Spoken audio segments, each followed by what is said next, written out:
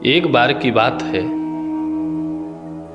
श्री नारद जी महाराज ने भगवान विष्णु से कहा, हे रमाकांत, आप हमें यह बताएं कि माया का रूप क्या है, उसकी आकृति कैसी है, उसमें शक्ति कितनी है।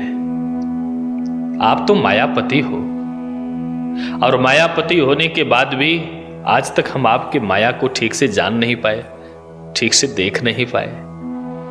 तो भगवान, हम आपके माया का दर्शन करना चाहते हैं कि वो माया है कैसी। भगवान श्री हरि विष्णु ने नारद जी से कहा कि अखिल जगत को धारण करने वाली वह माया त्रिगुणात्मिका, सर्वज्ञा, सर्वसम्मता, अजेय, अनेक रूप तथा संपूर्ण संसार को अपने में व्याप्त करके स्थित है। हे नारद जी, यदि तुम्हारे मन में माया को देखने की इच्छा हो रही है तो हम जरूर आपको माया का दर्शन कराएंगे, समय आने दीजिए। और आज भगवान ने क्या किया, श्री नारद जी को गरुड़ पर बैठा करके लेकर के चलने के लिए तैयार हुए। बोले नारद जी से कि हे नारद जी, आप मेरे गरुड़ पर बैठो, आज मेरा थोड़ा सा टहलने घूमने का मन कर रहा है। इस प्रकार से नारद जी को गरुड़ पर बैठाया और गरुड़ पर बैठा करके श्री नारद जी महाराज को लेकर के चल पड़े। तमाम उपवन, सरोवर, पहाड़ों के बीच में घूमते घामते एक कान्य कुब्ज नाम का देश था, वहां पर ये पहुंच गए। उस देश में प्रवेश करने के पूर्व भगवान श्री नारायण ने नारद जी से कहा कि हे नारद जी, यहां एक दिव्य सरोवर है। इस नगर में प्रवेश करने के पूर्व मेरी ये इच्छा है कि सरोवर में हम लोग स्नान कर लें। नारद जी ने कहा, भगवान, अगर आपका आदेश है तो जरूर हम स्नान करेंगे। भगवान ने कहा, एक काम करो नारद जी, पहले आप स्नान कर लो, आपके स्नान करने के बाद मैं स्नान करूंगा। और श्री नारद जी महाराज से उनका मृगचर्म, वीणा इत्यादि भगवान ने ले लिया और गरुड़ पर रख करके बैठे रहे। इधर श्री नारद जी महाराज उस सरोवर में प्रवेश करके स्नान करने लगे। नारद जी ने कहा, मैं जब सरोवर में स्नान करने लगा, एक डुबकी लगाया, दो डुबकी लगाया, तीसरी डुबकी लगा करके जब मैं बाहर निकलने लगा तो देखता हूं कि मेरा शरीर जो है एक स्त्री का शरीर हो गया। मैं सर्वांग सुंदरी मोहनी रूप में दिखाई पड़ने लगा। वस्त्र आभूषणों से अलंकृत सुंदर साड़ी को पहने हुए नव युवती की तरह मैं वहां पर दिखाई पड़ने लगा। भगवान मंद मंद मुस्कुराए और मुस्कुरा करके मेरे वीणा को लेकर के, मृगचर्म को लेकर के अंतर ध्यान हो गए। इस प्रकार मैं जब नारी का रूप पा गया तो भटकने लगा, इधर उधर टहलने लगा, घूमने लगा और हमें पूर्व की देह की विस्मृति हो गई कि मैं पूर्व में क्या था। अब हमें याद ही न आए कि पूर्व में मैं नारद था, अब मैं तो केवल स्त्री वेश में था। बस हमें यही याद आ रहा था कि मैं एक स्त्री हूं और मैं टहलते घूमते इधर उधर भटक रही थी। तब तक एक तालध्वज नाम के राजा की दृष्टि मेरे ऊपर पड़ गई और तालध्वज नाम के राजा ने कहा, देवी, आप सर्वांग सुंदरी हो, आपके रूप स्वरूप को देख करके मेरा मंत्र मुग्ध हुआ जा रहा है, मैं आपको अपने नगर में ले चलना चाहता हूं। नारद जी ने कहा, जो स्त्री के वेश में थे, कि हे राजन, मैं भी आपके संग चलना चाहती हूं, क्योंकि मेरा कोई इस दुनिया में नहीं है आपके सिवा।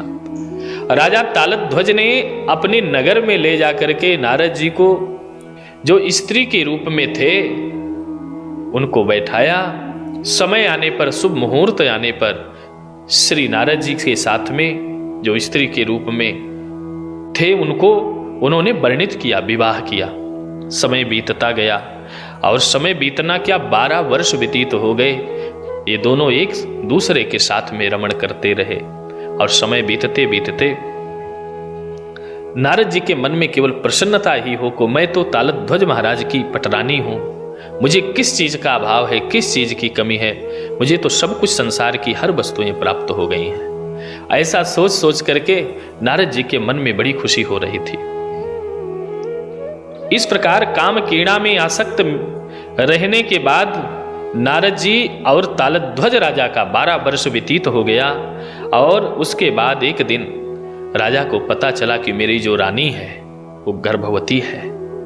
राजा बड़े प्रसन्न हुए, और 10वें महीने राजा को ये खुशखबरी मिली कि रानी के गर्भ से बड़ा सुंदर बालक पैदा हुआ है।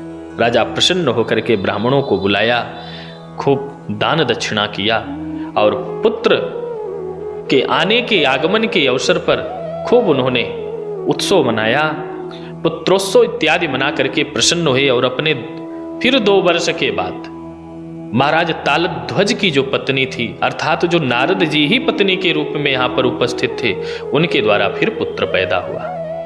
और अब राजा ने उन पुत्रों का बड़ा सुंदर नामकरण किया। एक का नाम सुधन्वा रखा और दूसरे पुत्र का नाम वीर वर्मा रखा।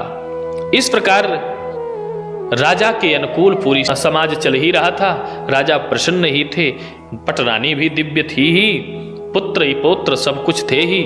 लेकिन समय व्यतीत होता गया, हर क्षण बराबर व्यक्ति का नहीं रहता। पड़ोसी शत्रु राजा ने आक्रमण किया महाराज के नगर के ऊपर।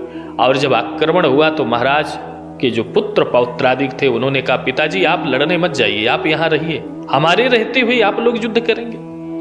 और ये दौड़ पड़े उस शत्रु राजा से युद्ध करने के लिए। अंत में महाराज तालध्वज के जो पुत्र थे वो वहीं पर मारे गए, मृत्यु को प्राप्त हुए। राजा को पता चला और राजा की जो पटरानी थी, अर्थात जो नारद जी स्त्री के रूप में हुए थे, वो भी जब सुने कि मेरे पुत्र की मृत्यु हो गई तो पुत्र के वियोग में ये भी दुखी हो गए।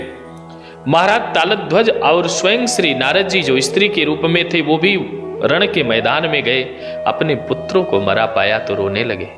हे बेटा, हमारे रहते हुए ऐसे आप हमें छोड़ करके चले जाएंगे?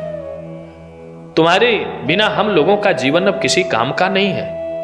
अपने पुत्र पौत्रादिक के सर को ले ले करके देख देख करके रोने लगे। तब तक एक वृद्ध ब्राह्मण वहां पर आए और महाराज तालध्वज की जो पत्नी थी, जो पटरानी थी, अर्थात जो नारद जी ही पटरानी के रूप में उपस्थित थे, उनके हाथों को पकड़ लिया और हाथों को पकड़ करके सरोवर के किनारे ले गए और बोले, देवी हम तुम्हारे दुख को दूर कर सकते हैं, लेकिन उसके लिए आपको एक काम करना पड़ेगा।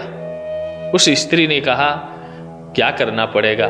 कई सरोवर में आपको डुबकी लगानी पड़ेगी। सरोवर में जैसे ही उस स्त्री ने प्रवेश किया, उस पटरानी ने प्रवेश किया, उस रानी ने प्रवेश किया, प्रवेश करते ही 1-2 डुबकी लगाने के बाद तीसरी डुबकी लगा करके जैसे बाहर निकली तो तुरंत नारद का स्वरूप प्राप्त हो गया।